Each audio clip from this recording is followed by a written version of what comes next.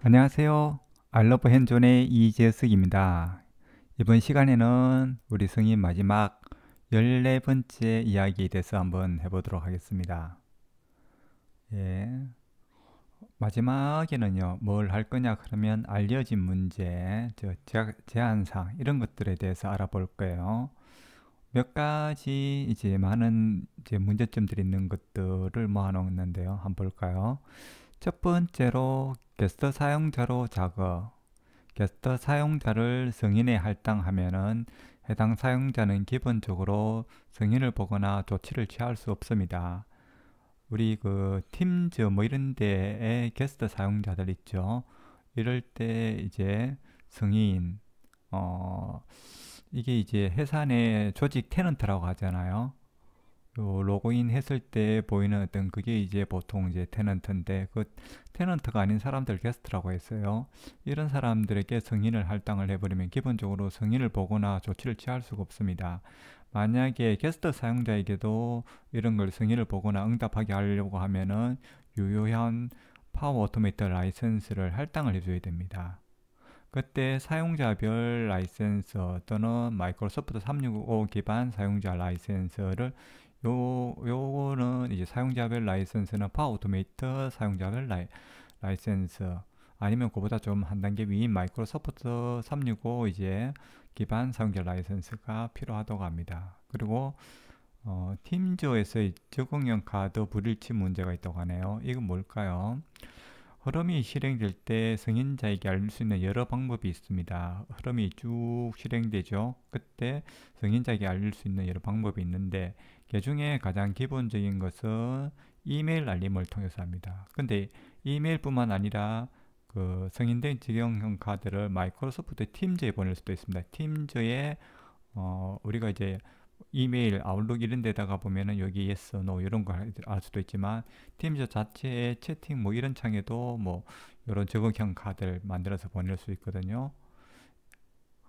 이럴 때 이제 승인자가 이메일 알림 또는 승인 조치 센터를 통해 응답하면은 마이크로소프트 팀즈의 카드가 자동으로 업데이트 되지는 않습니다. 이 말은 이건 거예요.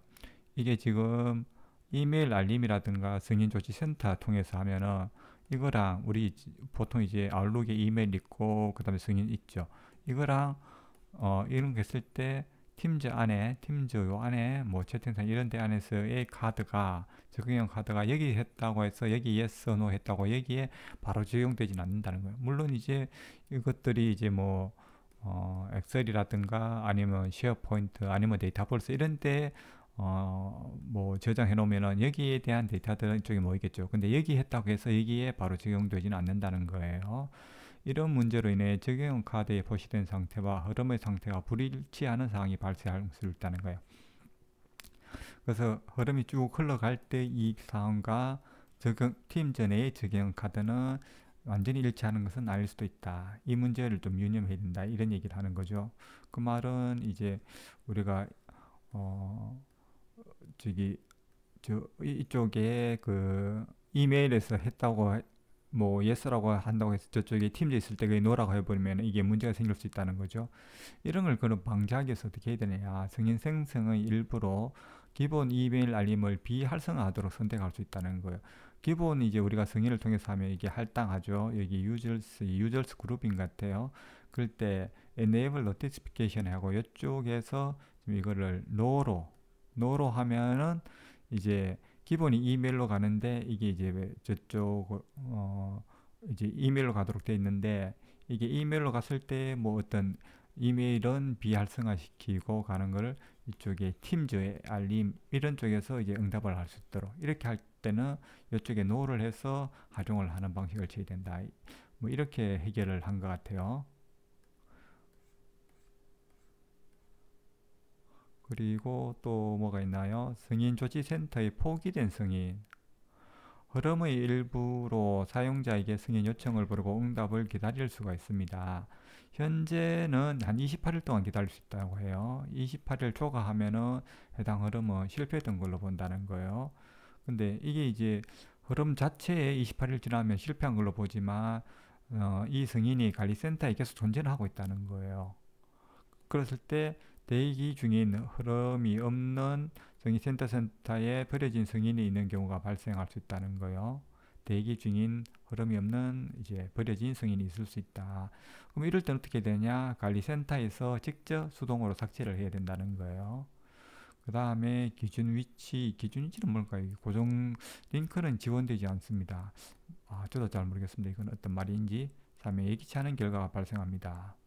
요 기준 위치는 저도 잘 모르겠네요. 승인에서 데이터 템플릿 작업은 적용형 카드를 완전히 지원하지 않습니다. 우리 데이터 템플릿이라고 해서 이제 데이터 작업해 보면 작성, 필터링, 선택, 적용 뭐 이런 것들 할 수 있는 것들이 작업창이 있거든요. 이 안에서는 수동으로 카드를 구성해야 되고 적용형 카드는 뭐 지원되지 않는 마이네. 이쪽에서 이제 뭐 제이슨으로 뭐 이런 작업은 이쪽에서는 안 되는가 봐요. 예. 다음에 테스트 한번 해봐야 되겠습니다. 저도. 네, 일단은 안 된다고 합니다. 네, 이렇게 해서 지금까지 알려진 뭐 될 것 같은데 안 되는 여러 가지 것들을 설명을 해 주셨어요. 네. 그렇게 해서 승인의 기본적인 어떤 내용들은 이걸로 이제 마치도록 하겠습니다. 우리가 지금까지 했던 거 쭉 한번 살펴보면요. 여기서부터 했죠. 여기 승인의 서름 사용이라고 해서 승인 시작됐고요. 쉐어포인트 목록에서 승인 트리거 하는 거 문서죠. 문서 라이브러리에서 승인 트리거 하는 거라든가 자주 사용하는 시나리오를 했고요. 하나를 처음부터 쭉 만들어 봤어요. 단일 승인을. 그 다음 이제 파일 전파할 때 사용하는 승인도 알아봤고요. 순차적 승인이라고 해서 나의 상사가 있는 이런 순차적 승인도 한번 알아봤고요.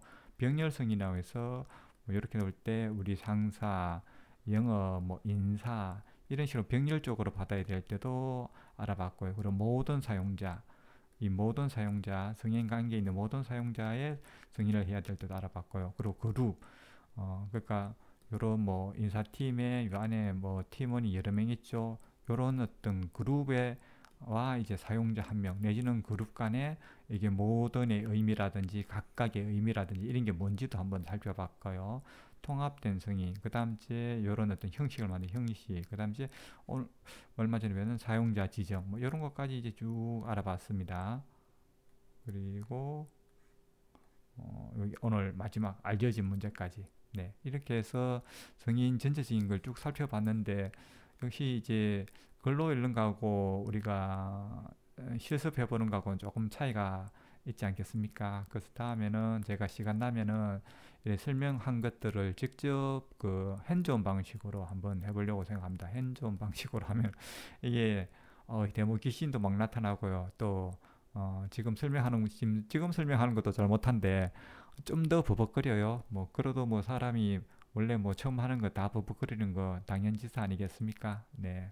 그래서 다음에 그런 시간을 한번 마련해 보려고 합니다. 그 전에 여러분들은 제가 하는 거 이제 거의 읽어드린 거잖아요. 읽어드린 거 조금씩 추가해 드렸는데 이거를 뭐 읽다 안 읽다 이렇게 뭐 지금까지 읽어 보신 분 다 읽으셨겠지만 좀 완독을 좀 해주셨으면 좋겠습니다. 그래서 대략적으로 뭔가 있다는 걸 알고 있는 상태라야 다음에 우리가 잘 모를 때 찾아 들어갈 수 있는 게 되니까요.